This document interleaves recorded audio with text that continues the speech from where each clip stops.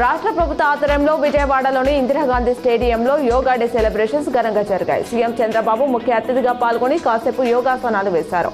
ఆపై మంత్రి లోకేష్ తో బాబా రామ్దేవ్ ఆసనాలు వేయించారు. క్లిష్టమైన యోగాసనాలు చేయించడంతో పక్కనే ఉన్న సీఎం చంద్రబాబు ముఖంలో నవ్వులు విరబూశాయి. దేశవ్యాప్తంగా నీట్ రీ ఎగ్జామ్ కోసం అధికారులు అన్ని ఏర్పాట్లు పూర్తి చేశారు. ప్రశ్న పత్రాలను అన్ని రాష్ట్రాలకు తరలించారు. ఎయిర్ ఫోర్స్ హెలికాప్టర్లలో భారీ భద్రత నడుమ వాటిని ట్రాన్స్పోర్ట్ చేయడం గమనార్హం. పేపర్ లీకేజీ నేపథ్యంలో ఎలాంటి అక్రమాలు జరగకుండా అధికారులు కట్టుదిట్టమైన చర్యలు చేపట్టారు.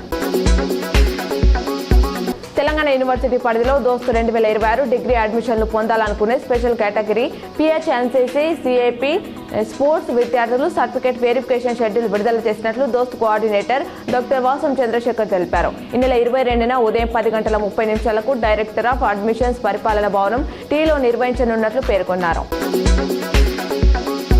బీజేపీ ప్రభుత్వంపై TPCC chief MLC Mahesh Kumar Goud తీవ్ర విమర్శలు గుప్పించారు. హైదరాబాద్ లో ఆయన మాట్లాడుతూ రూపాయలు లక్షలు కోట్లు దోచి అదానీ అంబానీకి దోచిపెడుతున్న మహా దుర్మార్గుడు మన ప్రధానమంత్రి అని మండిపడ్డారు.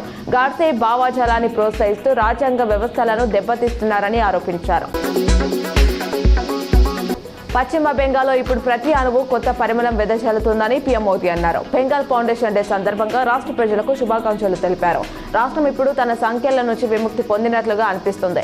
లెఫ్ట్ టీఎంసీ హయాంలో దశాబ్దాలుగా ఏర్పడిన లోపాలను పూడ్చేందుకు డబుల్ ఇంజిన్ ప్రభుత్వం వేగంగా పనిచేస్తుందన్నారు.